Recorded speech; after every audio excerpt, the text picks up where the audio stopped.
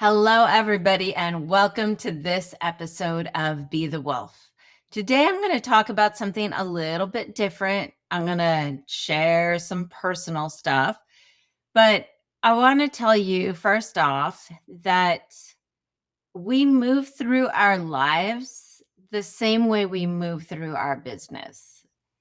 And if we begin to look at everything in our lives the way we look at a business, then we can start to see where we can make improvements everywhere, not just in our business. So today I want to talk to you about something that recently happened to me. My dad just passed away a few weeks back. And of course, it's not easy and it was very sudden. So nobody expected it. But I want to talk to you about what my dad's death taught me about business. And I want to talk to you about how it reaffirmed a lot of the things that I already knew about business and gave me this perspective of how to look at everything in my life from a business perspective. And that's not saying, oh, we have to be non-emotional and not have feelings and keep everything buttoned up. It's not like that. But there is something that if we start to look at our life in the way that we look at running our business, we can create more positive experiences and impact in the people's lives around us. So a few weeks back, I got the phone call that my dad passed. And again, it was very sudden and out of the blue. Nobody had any clue. My dad was healthy. And so the good news is, though, I just want to tell everybody that he passed away in his sleep. There was very obvious that there was no pain. So we always say, that's the way to go. Go in your sleep, go to bed feeling great. And I had a conversation with the person he last spoke to, and he was super excited about life. He said he was feeling better than ever and that he was really motivated to get his shit together, essentially. And so I have this theory that he had that big epiphany, maybe right before his death, that maybe was the thing he came here to, planet Earth in our realm in this lifetime to learn. And once he learned that, it was like, okay, I've learned what I came here to learn. And now I get to go to wherever it is that we go after we pass. And yes, maybe that's a story I'm telling myself to make myself feel good, but it's a great story and the evidence supports it. So that's what I'm choosing to believe. And this is an important lesson right here, is that we get to choose how we look at something. So I can wallow in the grief, and don't get me wrong, I've wallowed in the grief and I felt the grief, but I also can look at it from how could this be a positive experience? And when we're talking about business, this is one of the things that you always need to look at, like, how can this experience, how can this challenge, how can this obstacle be a positive thing? And when you start to look at things that way, like they're a positive thing, you open up your eyes to more opportunity. When you're in this, like, oh my God, this is the worst thing ever, and it's so stressful and it's so hard, what you do, this happens subconsciously, you narrow your focus. And so when you're narrowing your focus, you only see a small bit of what's going on because you're just focused on the problem. That's all you can see. But when you can flip the script and see it from a positive angle, you open up your vision. You go from tunnel vision to wide, expansive vision.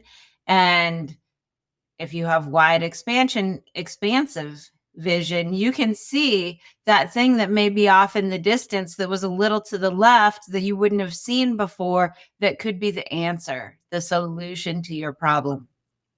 So first off, in business, we always, whenever possible, want to look at things from a positive angle. How is this obstacle helping me move forward in the long run? Maybe it's crap and shit right now, but how is it positive in the future?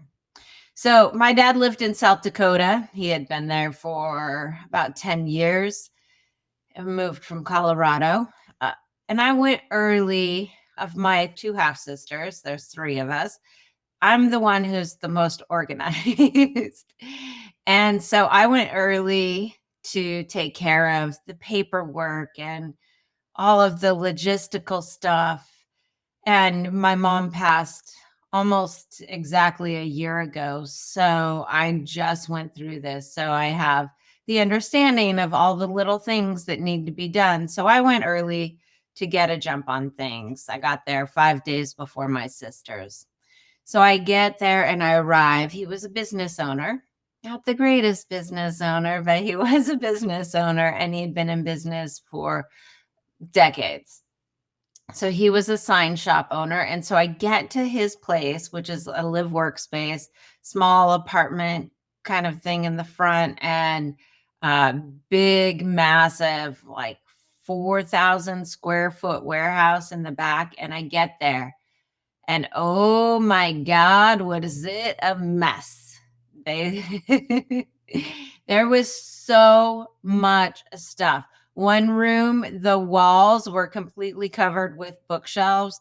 And not only were there a ton of books, but there were magazines from the 70s, from the 80s, even the 60s. So there was so much stuff. And then I got to the workshop, and it was a mountain. I mean, we're talking about lofted storage areas, full to the ceiling, tons and tons of stuff. And quite frankly, it was so overwhelming. Every little nook and cranny was filled. There was things tucked. I was there for 5 days, and I was still finding things tucked away in weird spots.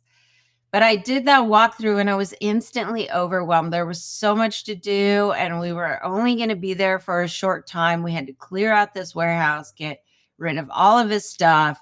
And I talked to my sister. I'm like, we're going to need a dumpster. And she was resistant. You know, we all spent a ton of money for our travel accommodations because it was right around Thanksgiving, and it was super last minute. And she was resistant, like, oh God, not more expenses. And then also, nobody wants to hear, hey, most of Dad's stuff is trash and we're just going to have to throw it away. I mean, nobody wants to do that. So the next morning, I had gotten there in the evening, and I got the keys to the shop. I looked and assessed everything. And the next morning, my brain was spinning like crazy. I was like, this is such a mess. I don't know how I'm going to do it.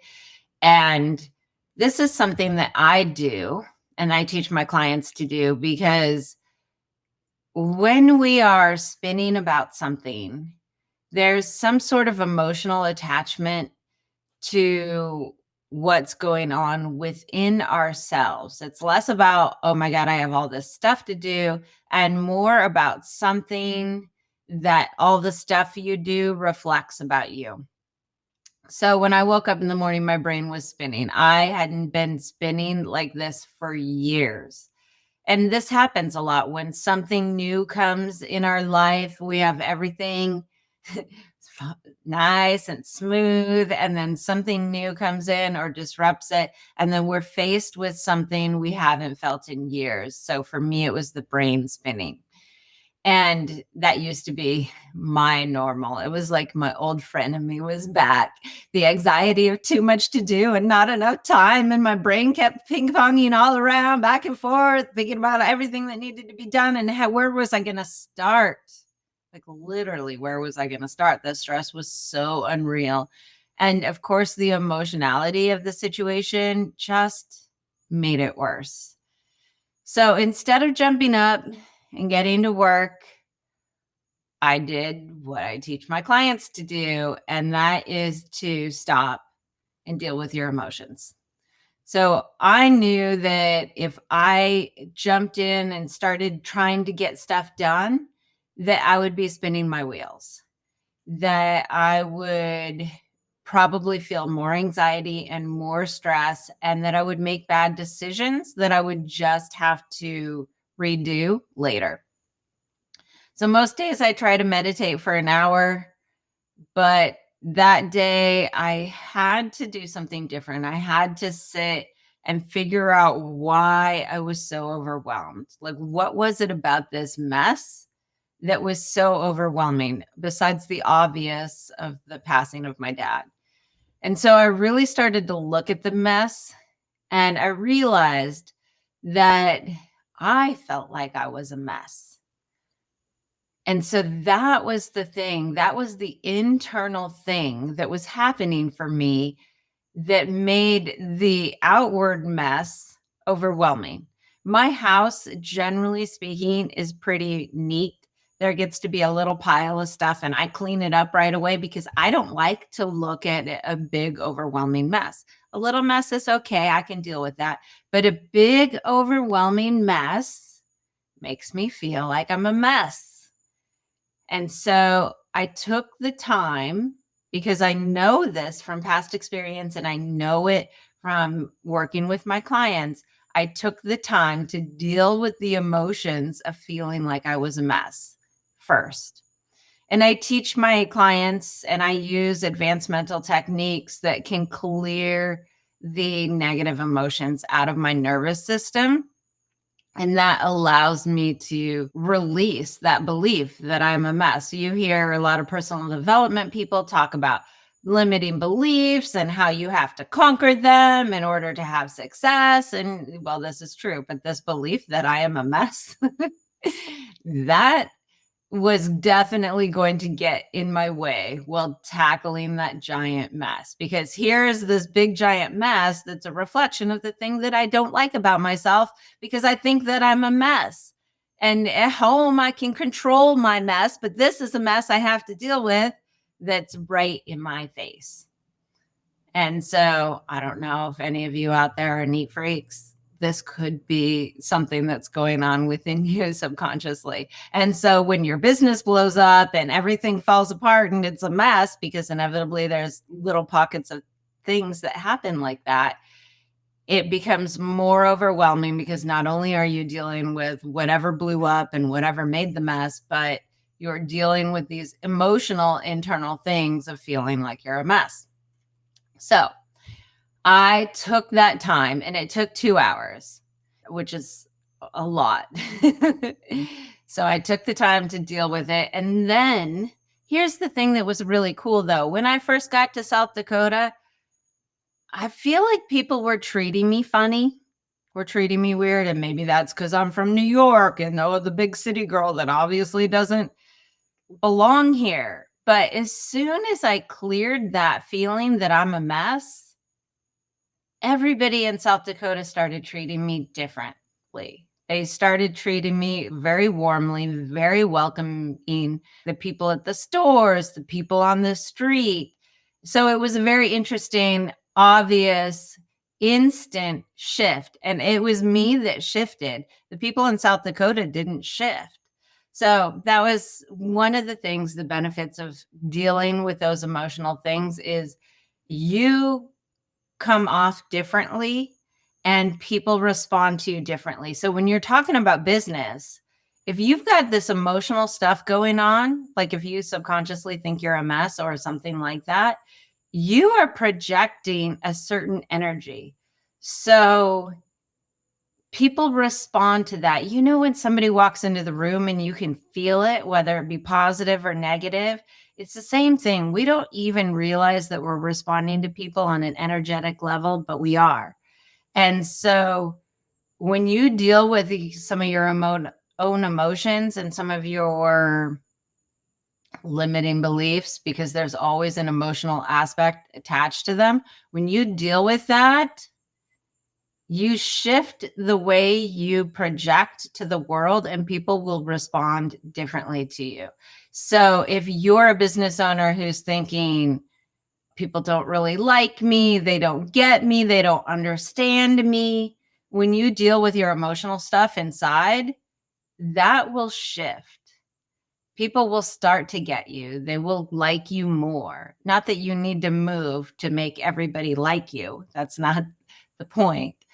But when you're talking about doing business with people, people want to like you. You want to do business with people that like you and that you like, because the relationship and what you can create will be better, will be more expansive. So, anyway, then once I dealt with the emotions, I realized, I started thinking, how am I going to deal with this big ass fucking mess? Fuck.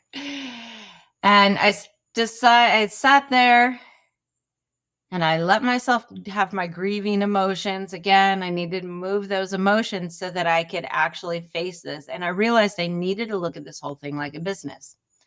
How would I deal with this if it were a business? I know people that come in and do estate sales or they do liquidation sales. You got to look at it like a business. So this meant I had to work with what I have right now. Not something I teach. You have to work with what you have right now. So many business owners are, oh my God, I have to get all these things done before I can actually do the thing. I need to make sure that I get a studio. I need to have an office space. I need to do these things before I can start my business. Well, if you do that, you're never going to get where you want to go. You have to work with what you have right now. You have a desk in your house, work with that. The other thing I knew is I could not get caught up in the details. If I tunneled in, like I was talking about before, if I tunneled into those small little things, I wouldn't be able to deal with the whole picture. I would get stuck working on one room and not dealing with the whole thing. So I had to expand out and look at the bigger picture and see how to put a simple system in place that would make the whole thing run smoother. I need to figure out what are the big things that need to happen, the big rocks, if you will say. There are certain things that will move your business forward, and it's probably not tweaking out every little detail on your website. What is the big thing? Like, just get the website up and move on with it. You can come back later when you have more space and more time and maybe fiddle around with that on your free time. But there are big rocks that will actually move your business forward. Certain things like going back and cleaning up the past, like cleaning up some old content, that is not a big rock that's going to move the business forward. So I had to look at what were the big things that needed to happen in order to move the business of clearing my dad's things out. So in order, and I needed to look at the order of importance as well. So we needed to sell as many things as possible so we could cover the end of life costs. Sure, I can afford all that, but my sisters aren't made of money. So we wanted to keep the cost down. We wanted to pay for the end of life costs. So sell as much as possible. And in order to and I needed to take care of the paperwork, obviously, get that organized because there was piles and piles of paperwork everywhere. Now, in order to do that, I needed to get organized. And this was going to take some time of sitting and looking and absorbing rather than quote doing. And when I used to rearrange a room, I would do this. I would sit in the room and I would look at everything and I would feel out where everything needed to go. I'm really good spatially, and you each have your own unique gifts about what you're super skilled at. So you got to look at what are your unique gifts. And for me, spatial organization is a great one. So I can look at a space and I can organize it in my head as I'm sitting there in the space looking at it. So for me, this was a great way to organize everything that needed to be done. So as I sat in the space, I spent a couple hours sitting in the space, walking around, looking at what was there, pulling back, looking at that big picture, and really determining what needed to be done.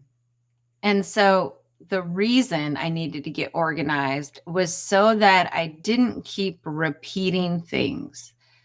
So a lot of times in business, you will do something, and then a week later, you'll realize, oh shit, I should have done it this way, because you were just jumping in and trying to get it done. You didn't take that time to pull back and look at how it needed to be done and what would be the best way to get it done. You were just trying to get it done. And a lot of business owners who are busy, busy, busy, busy, working, working, working, working constantly, that's what they're doing. They're not giving themselves that space to really look at it from a wider perspective and to really figure out exactly how it needs to be done so that it will serve you the best. They're so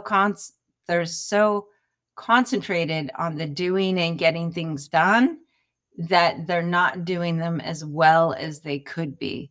So again, I had to pull back and really look at things so that I wouldn't be wasting time having to redo things. Like if I moved a bunch of stuff over here and then realized later that that was not going to work and then have to move it all over to another place. Yes, I took a few hours to map out what needed to be done in my mind. But that 2 hours saved me so much time.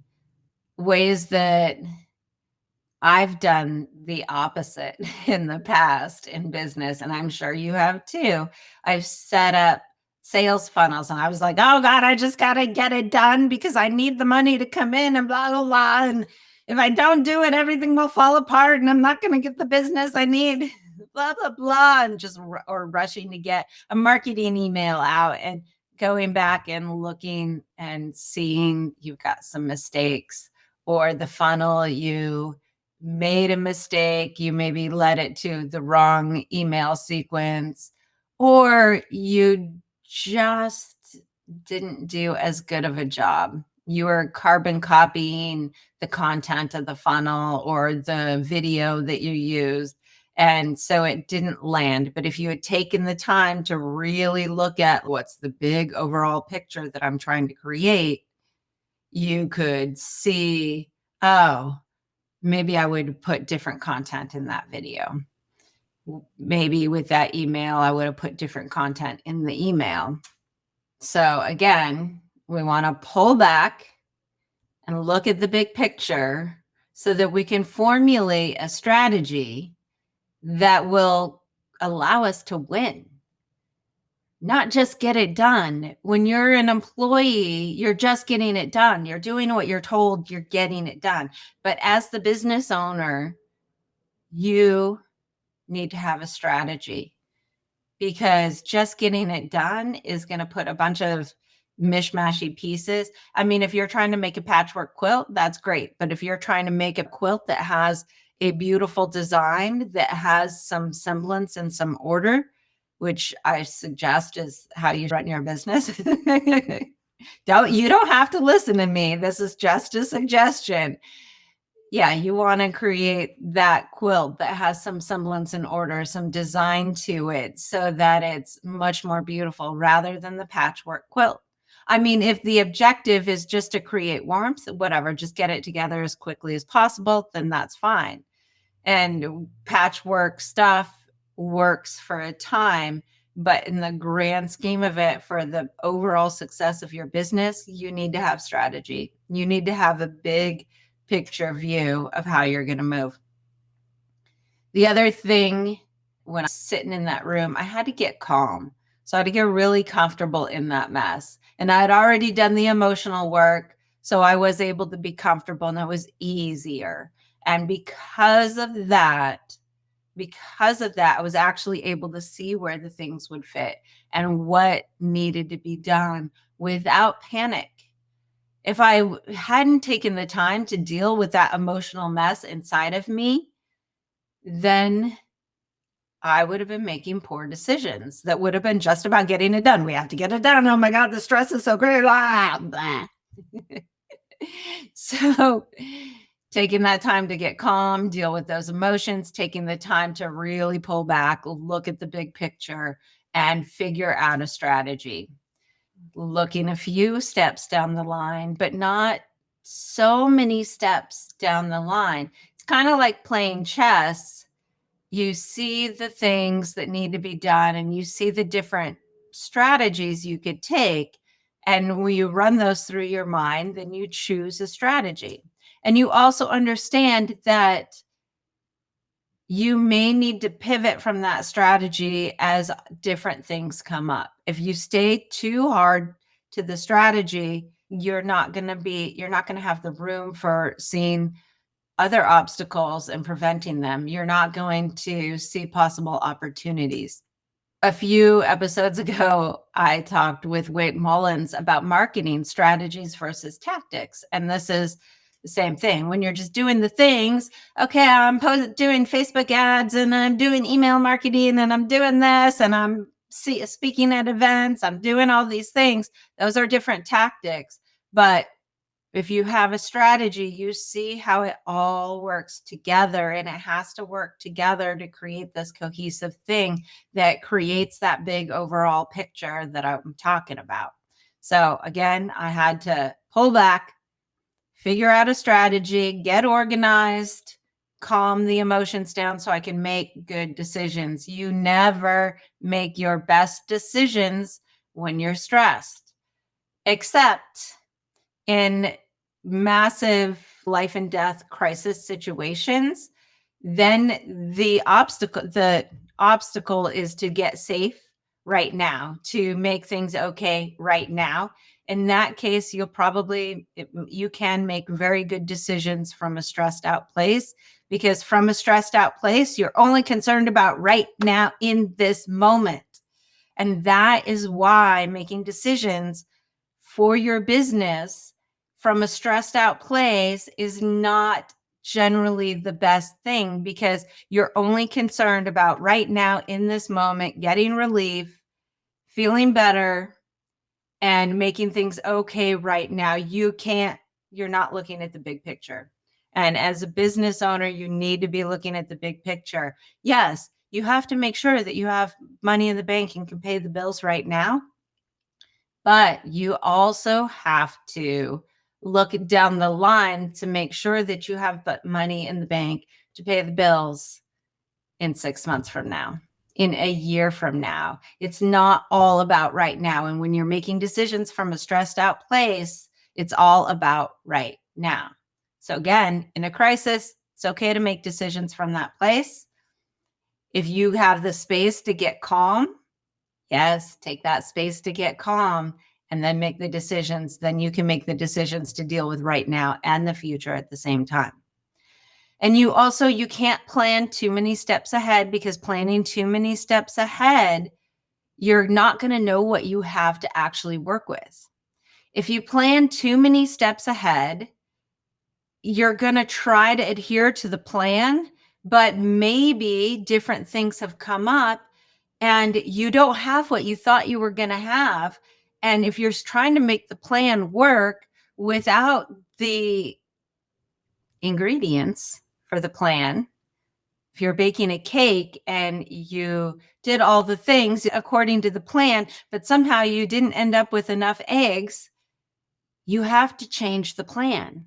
So it's always best, look at the big picture, look at the big goal.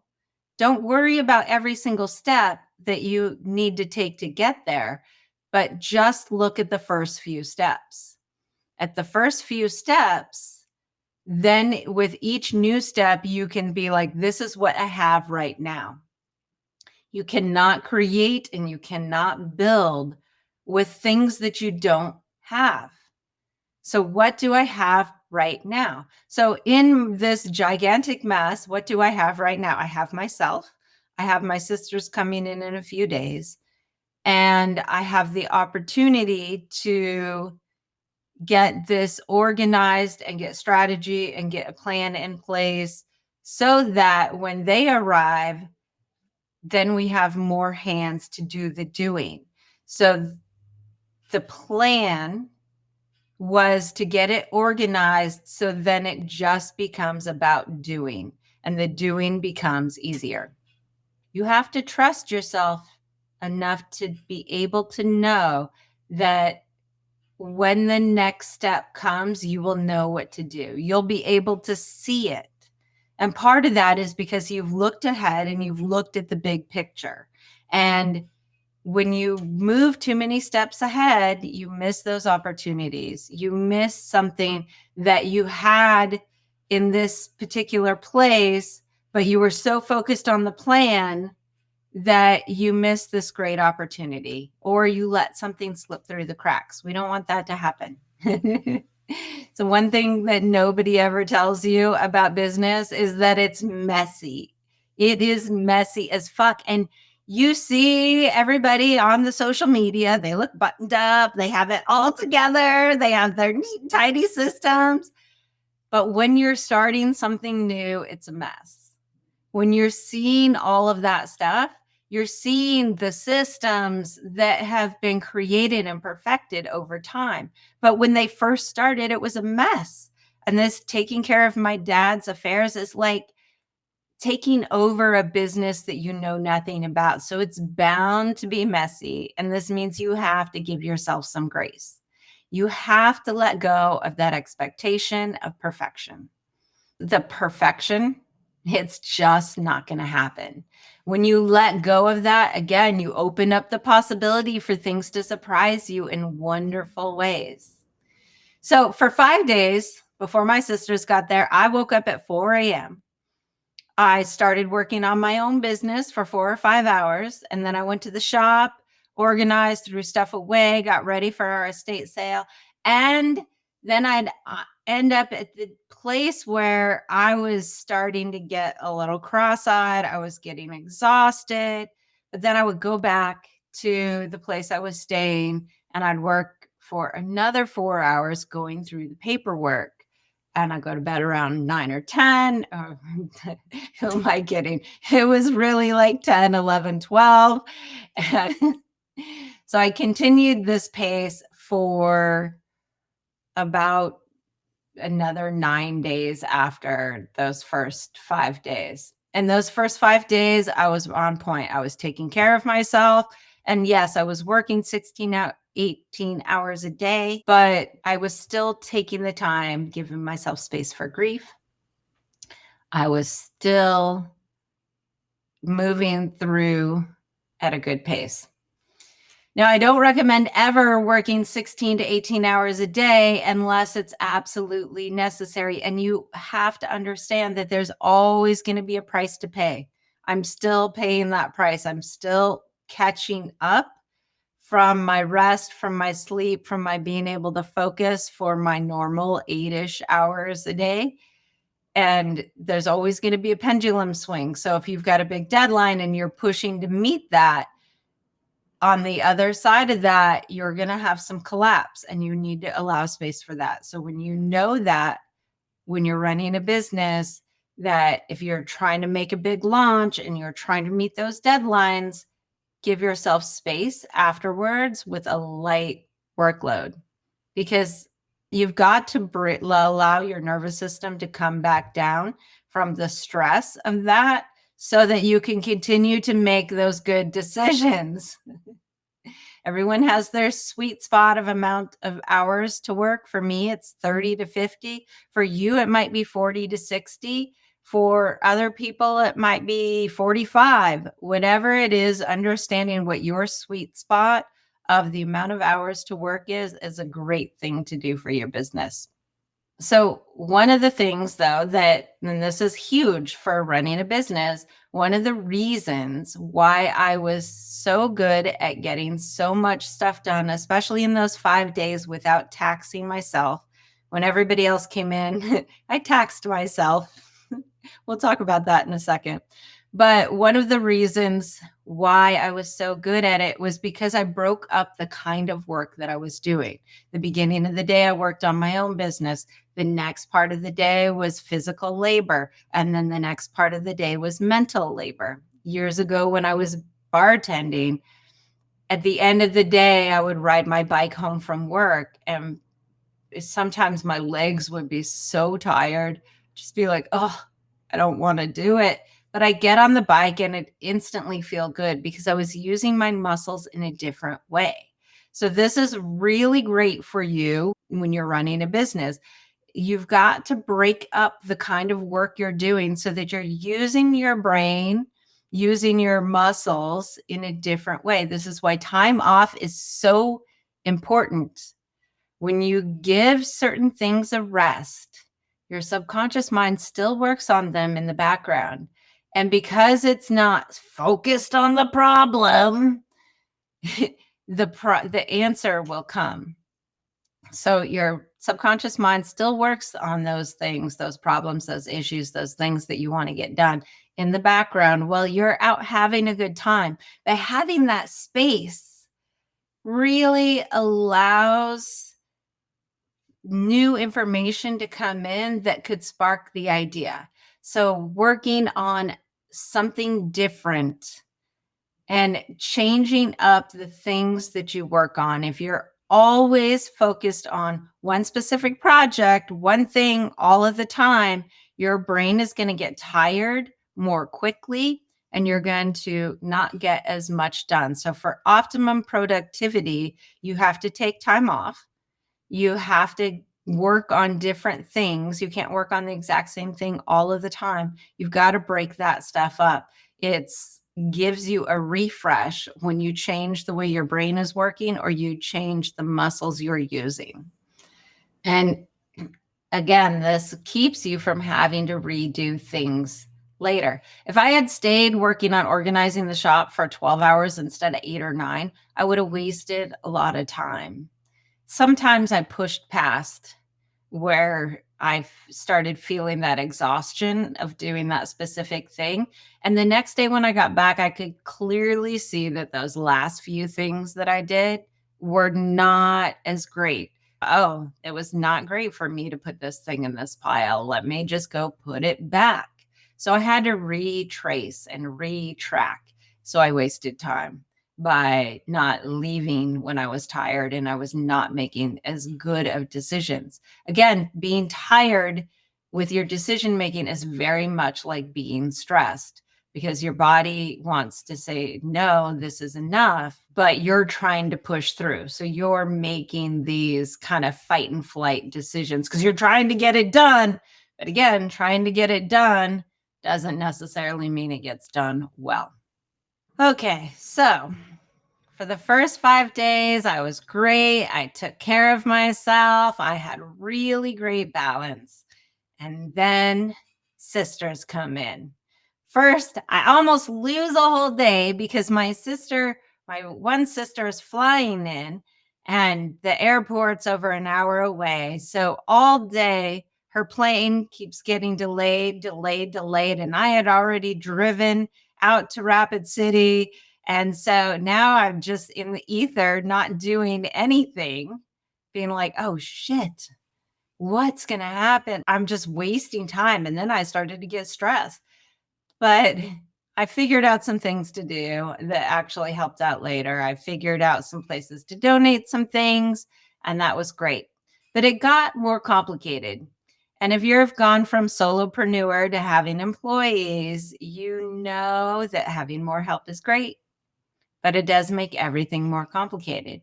And so if I'm looking at this whole process as running a business, I failed in a big way when they arrived. And we all knew that I would be the leader. It's who I am. But I failed to do for them what I did for myself. And that was to sit them down and explain my vision. I took the time to get clear on it for me when I got there, but I did not do it for them. I just started telling them what to do. And as you can imagine, Maybe some of that was okay, but there was some backlash a little bit because, well, it's family and they're not my employees. So, but what I realized is if I had taken the time to just sit everybody down and really explain where we were going with this, I wouldn't have had to manage them at all. They would have known what the goal was and they would have just done the work without, we were all dedicated to getting the work done, but they would have done it without me having to micromanage or double check and do all of that. But we did it. We managed to get it done. It was messy and of course it was emotional.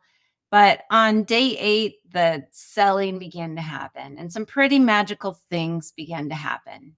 A while back, I did a podcast with Jonathan Stanley about having purpose in your business. And we talked about the people are likely to get behind you and be loyal to your business when they believe in your company's bigger purpose.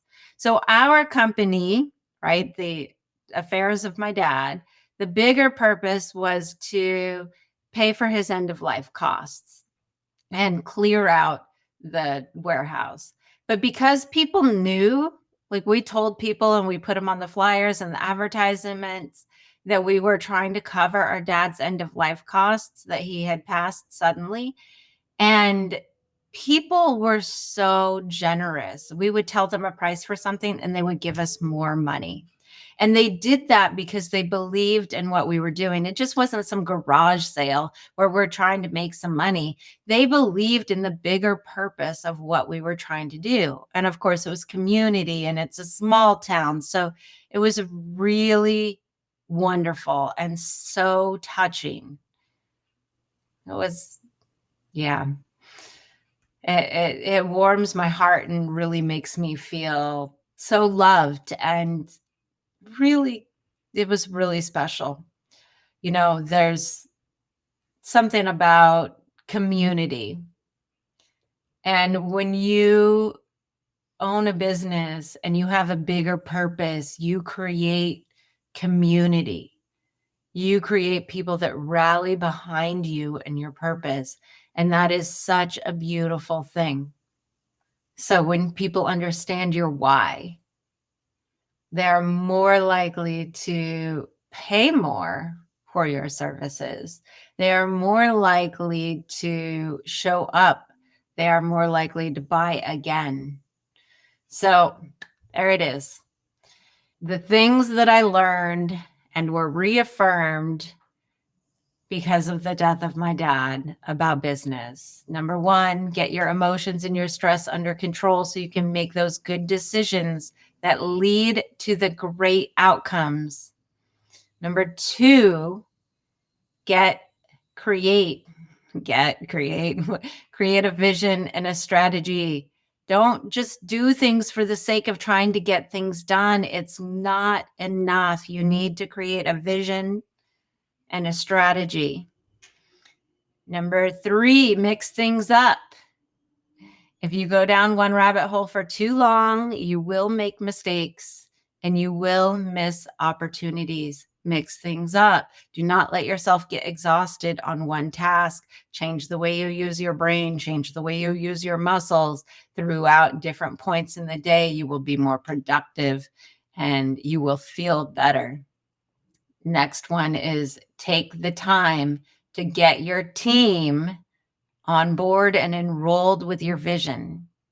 When you do this, when you enroll people in your vision, you will make more, you will be more successful, and people will rally behind you. So there it is. Thank you all for listening today. I hope you got a ton of value out of this. And if you want a little more value, remember, I have a free guide out there.